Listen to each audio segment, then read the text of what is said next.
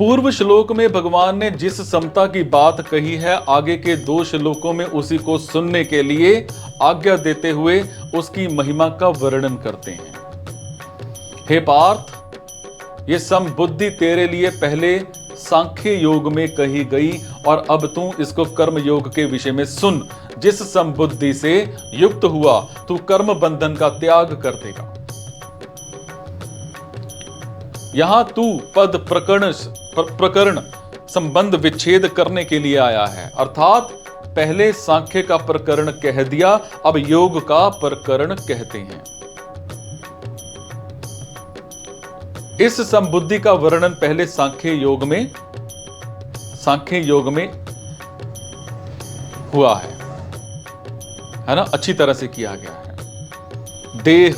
देही का ठीक ठीक विवेक होने पर समता में अपनी स्वतः सिद्ध स्थिति का अनुभव हो जाता है। कारण कि देह में राग रहने से ही विषमता आती है। इस प्रकार सांख्य योग में तो संबुद्धि का वर्णन हो चुका है। अब इसी संबुद्धि को तू कर्म योग के विषय में सुन। अभी इस संबुद्धि को कर्म योग के विषय में कहना है कि ये संबुद्धि कर्म योग में कैसे प्राप्त होती है, इसका स्वरूप क्या है, इसकी महिमा क्या है। इन बातों के लिए भगवान ने इस बुद्धि को योग के विषय में सुनने के लिए कहा है। अर्जुन के मन में युद्ध करने से पाप लगने की संभावना थी, परंतु भगवान के मत में कर्मों में विषम बुद्धि होने से ही पाप लगता है, समबुद्धि होने से पाप लगता ही नहीं। जैसे संसार में पाप और पुण्य की अनेक क्रियाएं होती रहती हैं, पर उनसे हमें पाप पुण्य नहीं लगते, क्योंकि उनमें हमारी संबुद्धि रहती है, अर्थात उनमें हमारा कोई पक्षपात, कोई आग्रह, राग द्वेष नहीं रहता। ऐसे ही तू संबुद्धि से युक्त रहेगा तो तेरे को भी ये कर्म बंधन कारक नहीं होंगे। इसी अध्याय के 7वें श्लोक में अर्जुन ने अपने कल्याण की बात पूछी थी, इसलिए भगवान कल्याण के मुख्य साधनों का वर्णन करते हैं। पहले भगवान ने सांख्य योग का साधन बताकर कर्तव्य कर्म करने पर बड़ा जोर दिया कि क्षत्रिय के लिए धर्म रूप युद्ध से बढ़कर श्रेय का अन्य कोई साधन नहीं है। फिर कहा कि समबुद्धि से युद्ध किया जाए तो पाप नहीं लगता। अब उसी समबुद्धि को कर्मयोग के विषय में कहते हैं। कर्मयोगी लोक कल्याण के लिए सब कर्म करता है। लोक संग्रह के लिए कर्म करने से, अर्थात निस्वार्थ भाव से लोक मर्यादा सुरक्षित रखने के लिए, लोगों को उन मार्ग से हटाकर सन्मार्ग में लगाने के लिए कर्म करने से समता की प्राप्ति सुगमता से हो जाती है। समता की प्राप्ति होने से कर्मयोगी कर्म बंधन से सुगमता पूर्वक छूट जाता है। ये श्लोक 30वें श्लोक के बाद ही ठीक बैठता है और ये वहीं आना चाहिए था। कारण ये है कि इस श्लोक में 2 निष्ठाओं का वर्णन है। पहले 11वें से 30वें श्लोक तक सांख्य योग से निष्ठा मतलब समता बताई और अब कर्म योग से निष्ठा मतलब समता बताते हैं। अतः यहां 31 से 38 तक के 8 श्लोकों को देना असंगत मालूम देता है। फिर भी इन 8 श्लोकों को यहां देने का कारण यह है कि कर्म योग में समता कहने से पहले कर्तव्य क्या है और अकर्तव्य क्या है। अर्जुन के लिए युद्ध करना कर्तव्य है और युद्ध ना करना अकर्तव्य है। इस विषय का वर्णन होना आवश्यक है और भगवान ने कर्तव्य और अकर्तव्य का वर्णन करने के लिए ही उपयुक्त 8 श्लोक दूसरे अध्याय के 31वें से 38वें कहे हैं और फिर समता की बात कही है। तात्पर्य है कि पहले 11वें से 30वें श्लोक तक सत्य असत्य के वर्णन से समता बताई कि सत्य सत्य ही है और असत्य असत्य ही है, इनमें कोई भी परिवर्तन नहीं कर सकता। फिर 31वें से 38वें श्लोक तक कर्तव्य और अकर्तव्य की बात कहकर 39वें श्लोक से अकर्तव्य का त्याग और कर्तव्य का पालन करते हुए कर्मों की सिद्धि असिद्धि और फल की प्राप्ति अप्राप्ति में समता का वर्णन करते हैं। कर्मयोग के दो विभाग हैं, कर्तव्य विज्ञान और योग विज्ञान। भगवान ने 31वें से 37वें श्लोक तक कर्तव्य विज्ञान की बात कही है, जिसमें कर्तव्य कर्म करने से लाभ और ना करने से हानि का वर्णन किया है। अब यहां से 53वें श्लोक तक योग विज्ञान की बात करते हैं, बात भी कहते हैं। और पूर्व श्लोक में भगवान ने जिस समता की बात कही है वो सांख्य योग और कर्म योग दोनों साधनों से प्राप्त हो सकती है। शरीर और शरीरी के विभाग को जानकर शरीर विभाग से संबंध विच्छेद करना सांख्य योग है, और कर्तव्य और अकर्तव्य के विभाग को जानकर, दोनों को जानकर इसका अकर्तव्य विभाग का त्याग और कर्तव्य का पालन करना कर्मयोग है। मनुष्य को दोनों में से किसी भी एक साधन का क्या कहते हैं उसको, अनुष्ठान करके इस समता को प्राप्त कर लेना चाहिए। कारण कि समता आने से मनुष्य कर्म बंधन से मुक्त हो जाता है। एक धर्मशास्त्र पूर्व मीमांसा है और एक मोक्ष शास्त्र उत्तर मीमांसा है।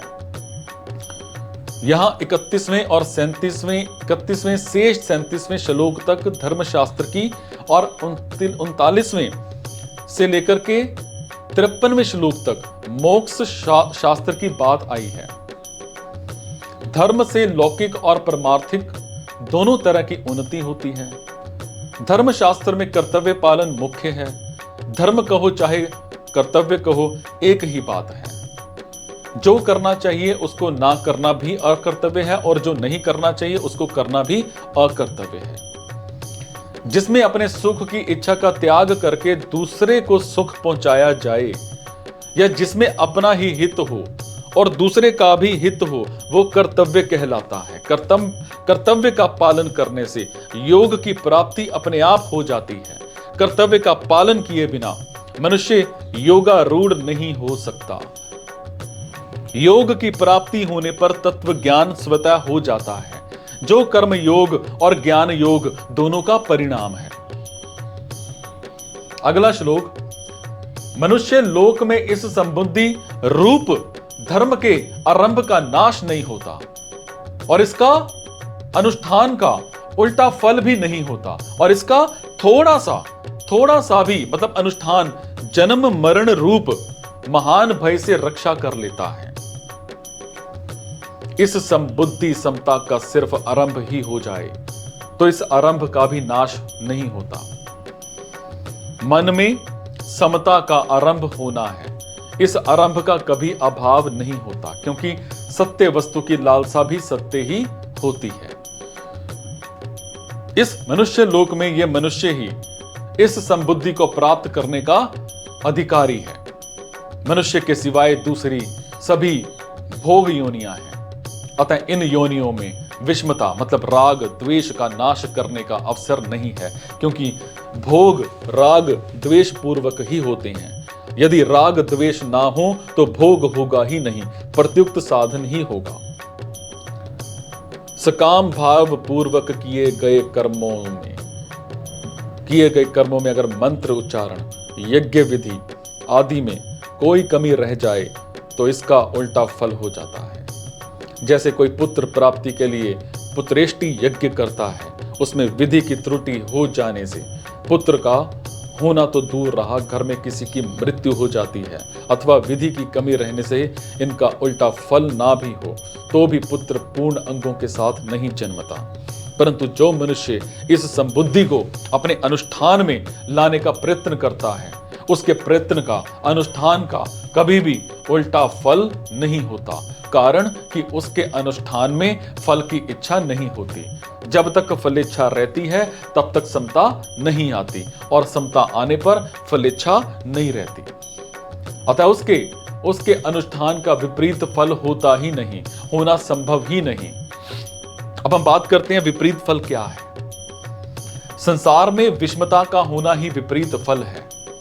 संसारिक किसी कार्य में राग होना और किसी कार्य में द्वेष होना ही विषमता है, और इसी विषमता से जन्म मरण रूप बंधन होता है।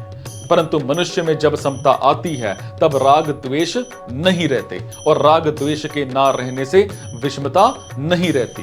तो फिर उसका विपरीत फल होने का कोई कारण ही नहीं है। इस संबुद्धि रूप का धर्म का थोड़ा सा भी अनुष्ठान हो जाए, थोड़ी सी भी समता जीवन में आचरण में आ जाए, तो ये जन्म मरण रूप महान भय से रक्षा कर लेता है। जैसे सकाम कर्म फल देकर नष्ट हो जाता है, ऐसे ये समता धन संपत्ति आदि कोई फल देकर नष्ट नहीं होती, अर्थात इसका फल नाशवान धन संपत्ति आदि की प्राप्ति नहीं होता।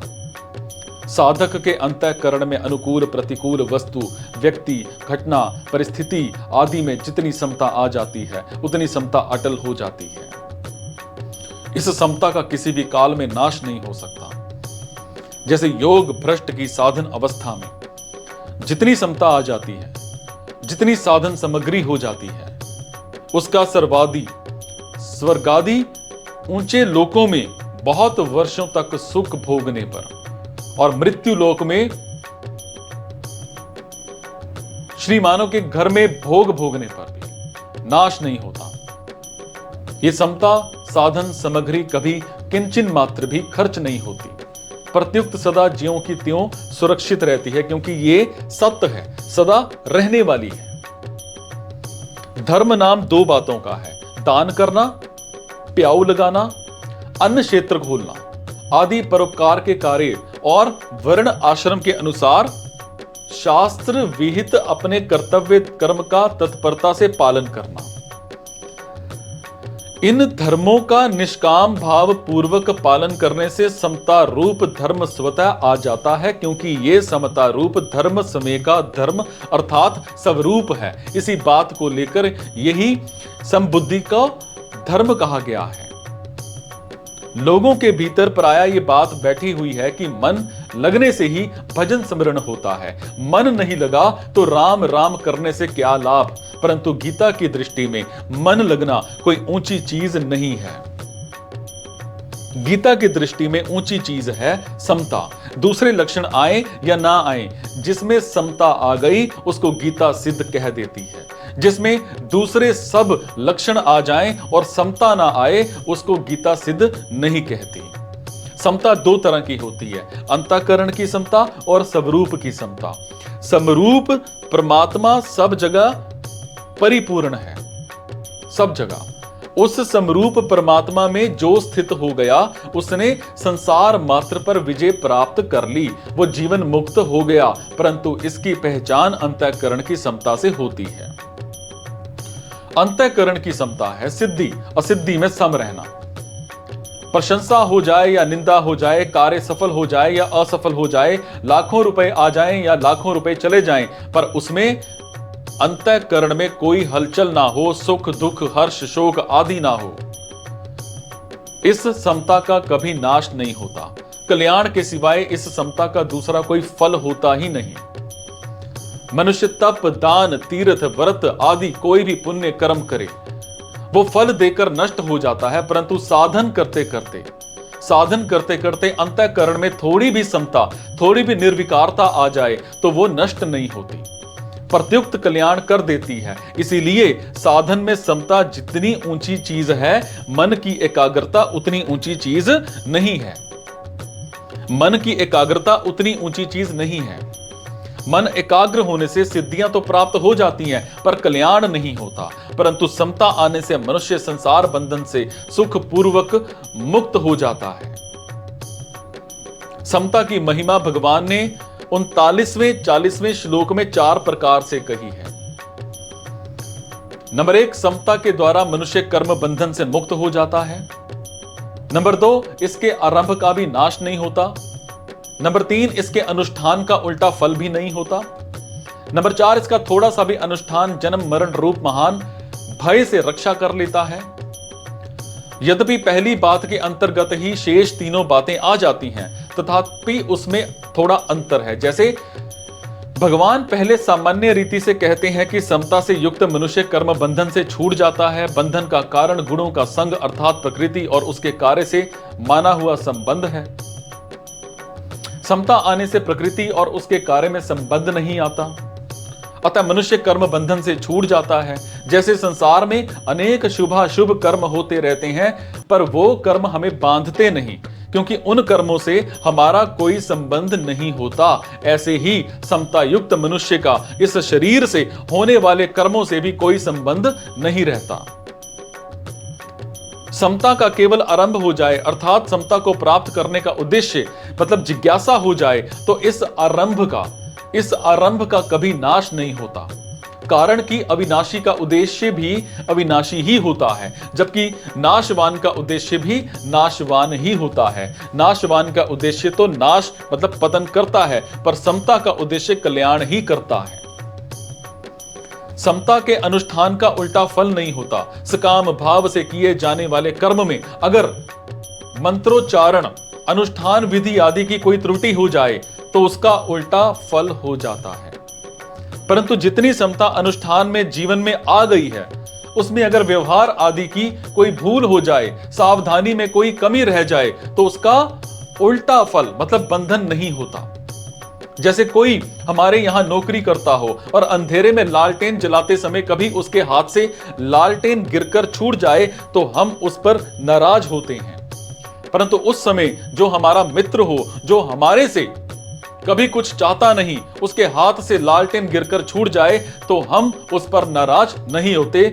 प्रत्युक्त कहते हैं कि हमारे हाथ से भी तो वस्तु टूट जाती है, तुम्हारे हाथ से टूट गई तो क्या हुआ, कोई बात नहीं। अतः जो सकाम भाव से कर्म करता है उसके कर्म का तो उल्टा फल हो सकता है, पर जो किसी प्रकार का फल चाहता ही नहीं, उसके अनुष्ठान का उल्टा फल कैसे हो सकता है? नहीं हो सकता। समता का थोड़ा सा भी अनुष्ठान हो जाए, थोड़ा सा भी समता का भाव बन जाए, तो वो जन्म मरण रूप महान भय से रक्षा कर लेता है, अर्थात कल्याण कर देता है। जैसे सकाम कर्म फल देकर नष्ट हो जाता है, ऐसे ये थोड़ी सी भी समता फल देकर नष्ट नहीं होते।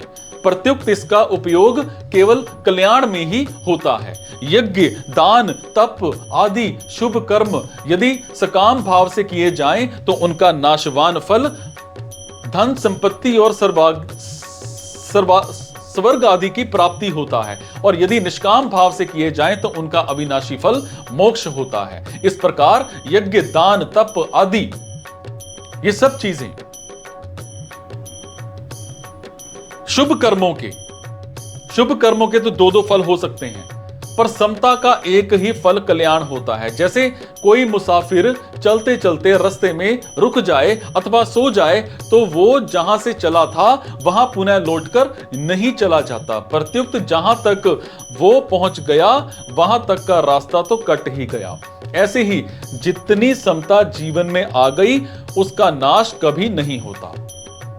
निष्काम भाव थोड़ा होते हुए भी सत्य है, और भय महान होते हुए भी असत्य है। जैसे मन भर रुई हो तो उसको जलाने के लिए मन भर अग्नि की जरूरत नहीं है। रुई एक मन हो या 100 मन, उसको जलाने के लिए एक दिया सलाई पर्याप्त है। एक दिया सलाई लगाते ही वो रुई खुद दिया सलाई अर्थात अग्नि बन जाएगी। रुई खुद दिया सलाई की तरह मदद करेगी। अग्नि रुई के साथ नहीं होगी, प्रत्युक्त रुई खुद ज्वलनशील होने के कारण अग्नि के साथ हो जाएगी। इसी तरह असंगता आग है और संसार रुई है। संसार से असंग होते ही संसार अपने आप नष्ट हो जाएगा, क्योंकि मूल में संसार की सत्ता ना होने से उससे कभी संग हुआ ही नहीं। थोड़े से थोड़ा त्याग भी सत्य है और बड़ी से बड़ी क्रिया भी असत्य है। क्रिया का तो अंत होता है पर त्याग अनंत होता है। इसीलिए यज्ञ, दान, तप आदि क्रियाएं तो फल देकर नष्ट हो जाती हैं, पर त्याग कभी नष्ट नहीं होता। एक अहम के त्याग से अनंत सृष्टि का त्याग हो जाता है, क्योंकि अहम ने ही संपूर्ण जगत को धारण कर रखा है। जैसे कितनी ही घास हो, क्या अग्नि के सामने टिक सकती है? कितना ही अंधेरा हो, क्या प्रकाश के सामने टिक सकता है?